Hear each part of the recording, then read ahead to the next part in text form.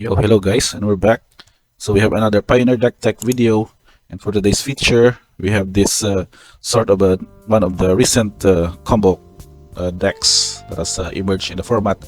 In which we call this one as the Metamorphic Alteration, and this was played by DG Gomez 4, one of the recent online MTG tournament results. So that's top, maybe another top 8 or went 5-0.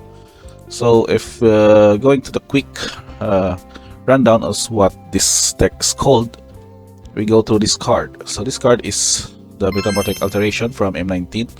It is a 2/2 cast enchantment aura that has, as it enters the battlefield, you choose a creature, and then enchanted creature is a copy of the chosen creature. So what makes this as a combo deck is because of this card. So we have from Phyrexian LB1, Archfiend of the Dross. So this is a 4/2 6/6 flyer, Phyrexian Demon. And then there's the battlefield with 4 oil counters on it. In your upkeep, you may remove counter, or that's oil counter.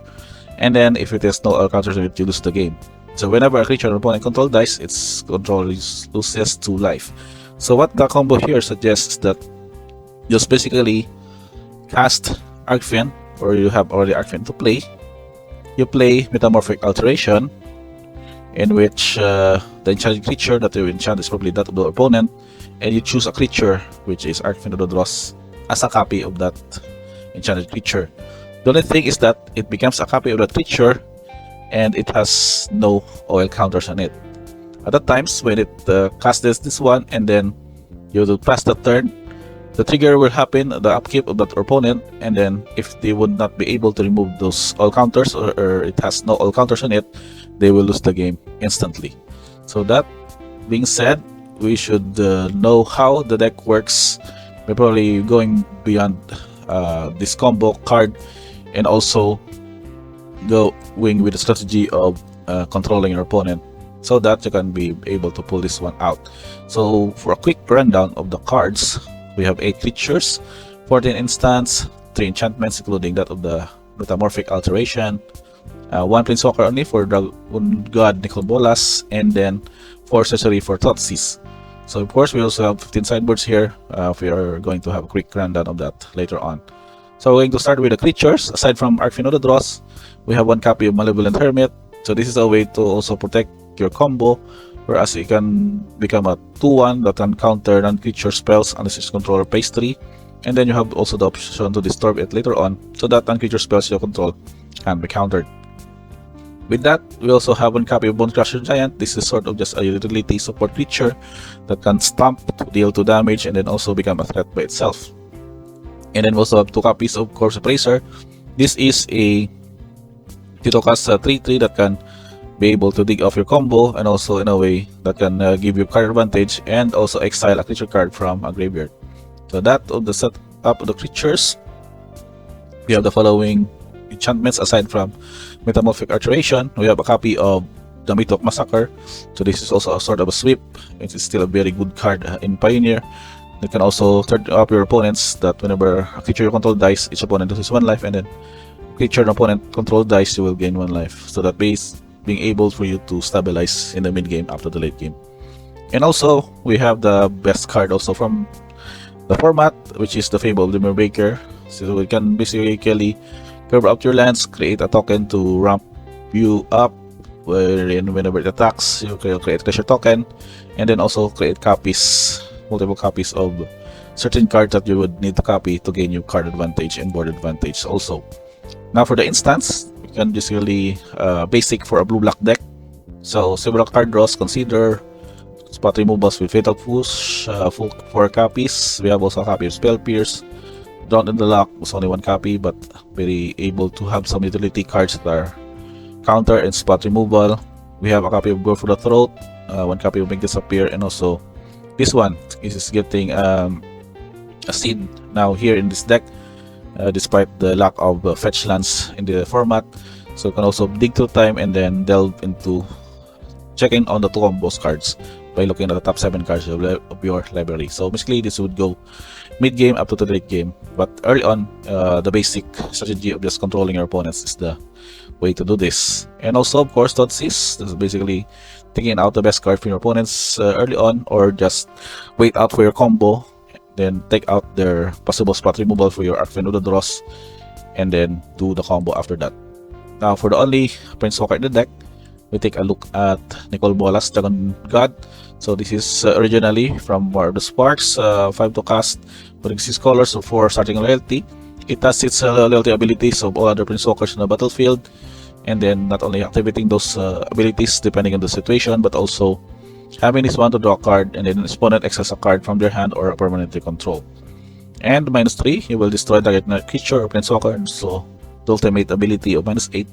Each opponent who doesn't control a legendary creature or Planeswalker loses the game.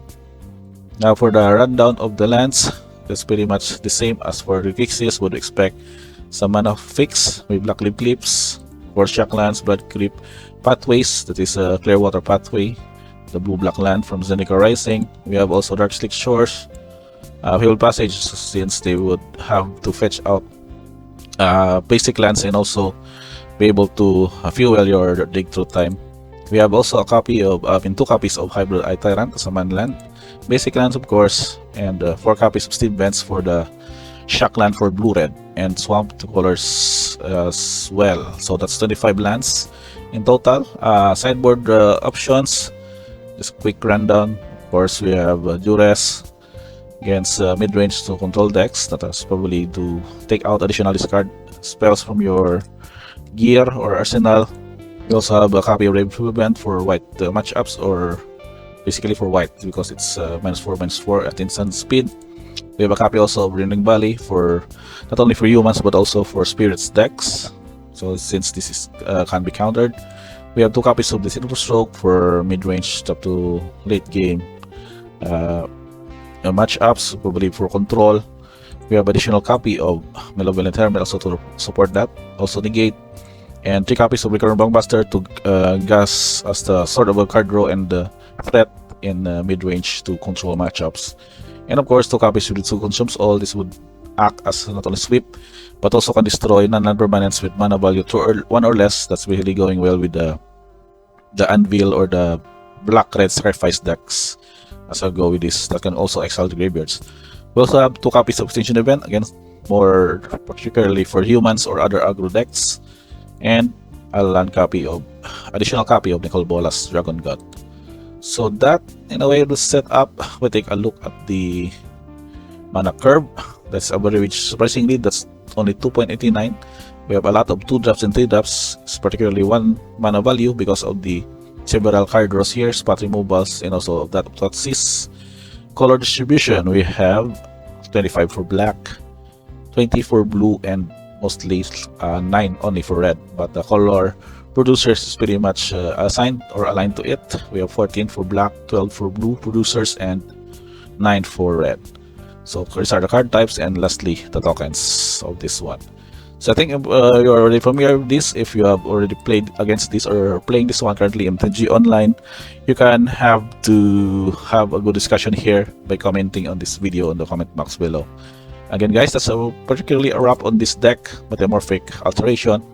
More a blue-red, a blue-black splash red deck, but particularly very interesting because of not only controlling most of the matchups but also going well with the combo as early as maybe turn 4 or turn 5. It's possible because of this very good setup of card draws and the counter spells to go and protect your combo. So I guess that's about it guys. Thank you for checking this video. I do hope to like, subscribe, notifications bell on for more of these Pioneer deck techs in future videos, and also other Magic the Gathering related stuff. Again, thank you guys for watching this one, and see you on the next video.